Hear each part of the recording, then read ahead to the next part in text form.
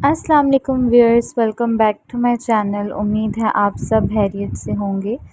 तो आज मैं जिस प्रोडक्ट के बारे में बात करने जा रही हूँ, जैसा कि वो आपको स्क्रीन पर शो हो रहा होगा, एडवेंटन क्रीम।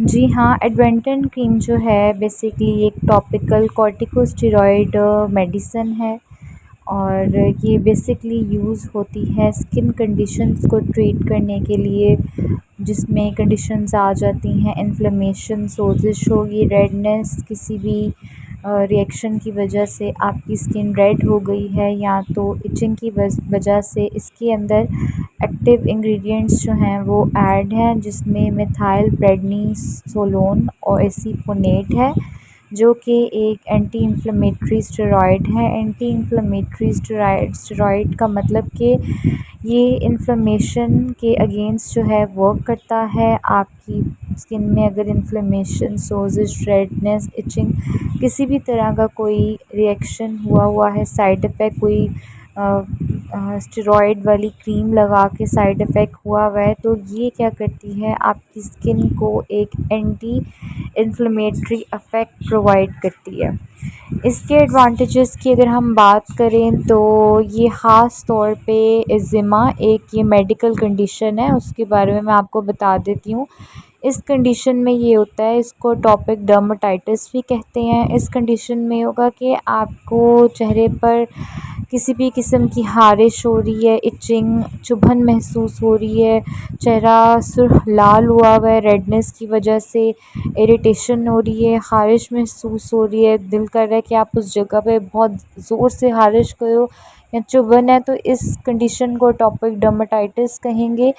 इस कंडीशन के लिए भी ये जो मेडिसिन है, ये ट्यूब मैं रेकमेंड करूँगी। उसके बाद ये कि ये एक और कंडीशन के लिए यूज़ होती है, उस कंडीशन का नाम है कॉन्टैक्ट डर्मेटाइटिस। जी हाँ, कॉन्टैक्ट डर्मेटाइटिस जो है ये एलर्जेंस की वजह से, आपको कोई एलर्जी हो गई है, कोई क्रीम अप्लाई करने की वजह से एलर्जी हो गई है, या तो जो पोल्यूशन है आजकल, हवा में कितनी आलूदगी है, उसके अंदर जो है वो इरिटेंट्स मौजूद हैं और वो आपकी स्किन के साथ इंटरेक्ट कर गए हैं, तो एलर्जी का जो है रिएक्शन आ गया है, तो कॉन्टैक्ट डर्मेटाइटिस उसको मेडिकल कंडीशन को कहेंगे।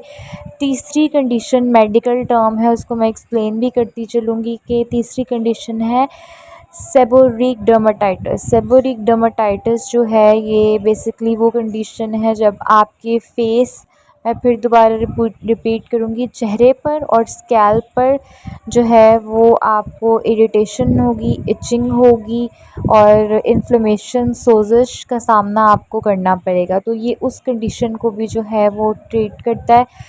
अब मैं एक और मेडिकल कंडीशन के बारे में बात करूँगी जो ये ट्यूब ट्रीट करती है, वो है पसोरियासिस। जी हाँ, ये मेडिकल टर्म है, आपको नहीं समझ आ रही होगी। तो ये बेसिकली माइल्ड टू मॉडरेट, यानी थोड़ा या थोड़े से ज़्यादा जो इन्फ्लेमेशन हो जाती है और आपके चेहरे पे जो है वो स्केलिंग आ जाती है या मार्क्स आ गए, डार्क स्पॉट्स आ गए, एंटी एजिंग इफ़ेक्ट भी ये आपको प्रोवाइड करेगी। उसके बाद ये है कि एक और कंडीशन को भी ये डील करती है, न्यूमुलर एक्जिमा। इस कंडीशन के बारे में मैं आपको बताती चलूँगी कि ये आपको सिक्का नहीं होता, कॉइन शेप्ड पैचेस होते हैं, सिक्के की तरह जो है वो आपके चेहरे पे पैचेस होंगे। किसी को अगर ऐसी कंडीशन है तो वो मुझसे पूछ सकता है, मैं उस बारे में बताऊंगी और मैं मेडिकेशन जो है वो मैं रेकमेंड भी कर सकती हूँ। सिक्के की तरह पैचेस जो हैं वो बनना शुरू हो जाते हैं, बहुत इरिटेट करते हैं आपकी स्किन को। एक और कंडीशन है न्यूरोडर्मेटाइटिस। आज मैं सारी मेडिकल की टर्म्स बता रही हूँ, उसको एक्सप्लेन भी करने का मेरा मकसद ये है कि अगर किसी को भी इसमें से कोई भी डिसीज़ का सामना करना पड़ रहा है या कभी उन्होंने सामना किया था, तो वो इस मेडिकेशन का सहारा ले सकते हैं। रिकमेंडेड है, क्लिनिकली अप्रूवन है।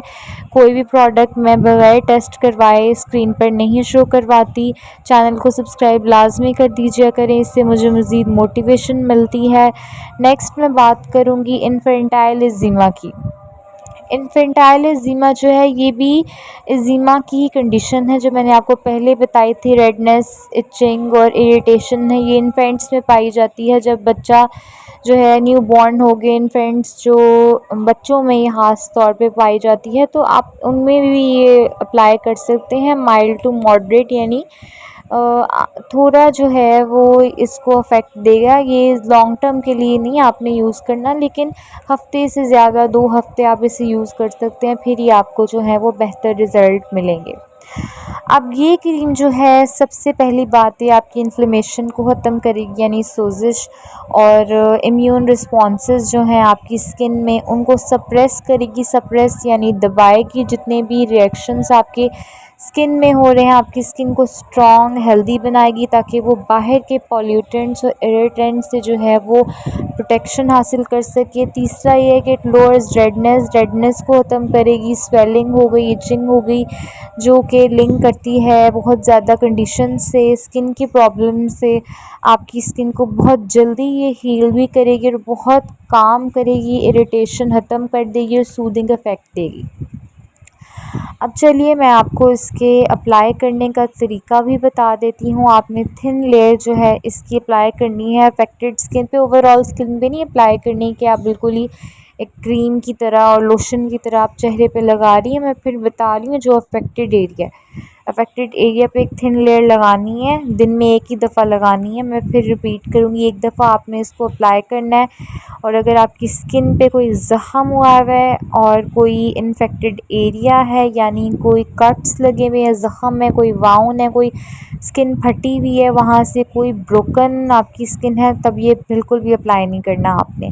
उसके ज़्यादा वर्स्ट साइड इफ़ेक्ट हो सकते हैं, मैंने आपको बता दी हैं इसकी कंडीशंस कि कब कब आपने अप्लाई करना है। मैं ये नहीं है कि मैं प्रोडक्ट स्क्रीन पर ले आई हूँ तो मैं बस उसकी जो है अच्छी साइड ही आपको बताऊँगी, उसके मैं साइड इफ़ेक्ट नहीं बताऊँगी, ऐसा बिल्कुल भी नहीं है। मैं हर प्रोडक्ट का साइड इफ़ेक्ट भी बताती हूँ और उसका जो है वो अच्छी जो बेनिफिट है आपकी स्किन के ऊपर क्या अफेक्ट आएगा मैं वो भी बताती हूँ। लॉन्ग टर्म मैंने पहले बताया, ज़्यादा अरसे के लिए इसे बिल्कुल भी यूज़ नहीं करना, ख़ास तौर पे फेस पर और बच्चों पर। एक तो एडल्ट्स के फेस पर ये लॉन्ग टर्म नहीं यूज़ किया जाएगा, और बॉडी के किसी और हिस्से पे इरिटेशन या कोई भी डिज़ीज़ चलो है जो मैंने आपको बताई है वो आप अप्लाई कर सकते हैं, लेकिन फेस पे, बच्चों पे, इन्फेंट्स पे लॉन्ग टर्म के लिए बिल्कुल भी यूज़ नहीं करना। और सबसे लास्ट बात ये कि डॉक्टर की हिदायत के मुताबिक ही यूज़ करें। डॉक्टर की हिदायत के मुताबिक ही आपने इसे यूज़ करना है। आप मुझसे कांटेक्ट कर सकती हैं और कोई भी मसला हो स्किन के रिलेटेड आप बात करें, आई विल आंसर।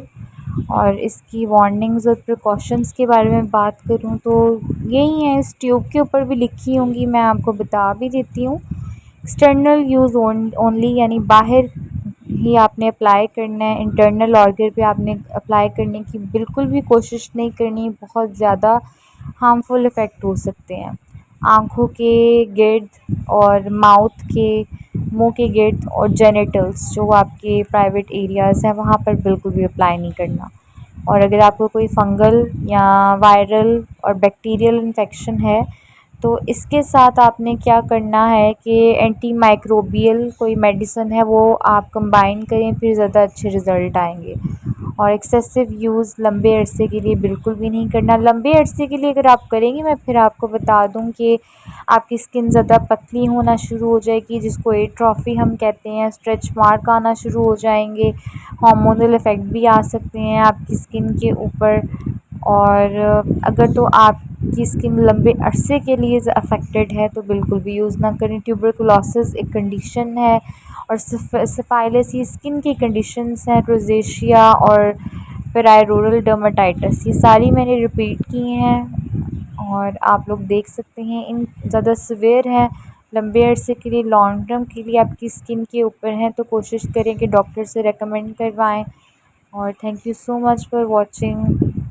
आप लोग यकीन माने जब मेरी वीडियो को सपोर्ट करते हैं, देखते हैं, क्वेश्चंस पूछते हैं, तो मुझे बहुत ज़्यादा अच्छा लगता है और मेरा दिल करता है कि मैं रिस्पॉन्स करूँ। हाँ, मेडिकल एग्ज़ाम्स जो हैं उनकी वजह से, क्योंकि मेडिकल की फ़ील्ड ऐसी है, एग्ज़ाम्स बहुत ज़्यादा होते हैं और जैसे ही कुछ एग्ज़ाम्स ख़त्म हो जाते हैं तो नेक्स्ट एग्ज़ाम्स आ जाते हैं, प्रैक्टिकल्स होते हैं, वाइवा होते हैं, तो मुझे नहीं इतना टाइम मिलता, जो मैं सच बताऊँ। और जब मेरी डिग्री कंप्लीट होगी, when it will be completed इंशाल्लाह, मैं सब जो व्यूअर्स हैं उनके एक-एक करके सबको रिप्लाई करूँगी। आप लोग प्लीज़ मुझे सब्सक्राइब करें और मुझे दिली खुशी होगी। और मेरी जो प्रोडक्ट्स के रिलेटेड सर्चेज़ होती हैं, मैं कोई भी बात अपने से नहीं करती। जो रिसर्चेज़ होती हैं, जो साइंस कहती है, प्रोडक्ट पे स्टडी करके, प्रोडक्ट के इंग्रेडिएंट्स के ऊपर स्टडी करके, उनका कंबाइन एक्शन देख के फिर मैं स्क्रीन पर बोलती हूँ। मैं ऐसे हवाई बातें बिल्कुल भी नहीं छोड़ती, ना मैं छोड़ना चाहती हूँ, क्योंकि मैंने जवाब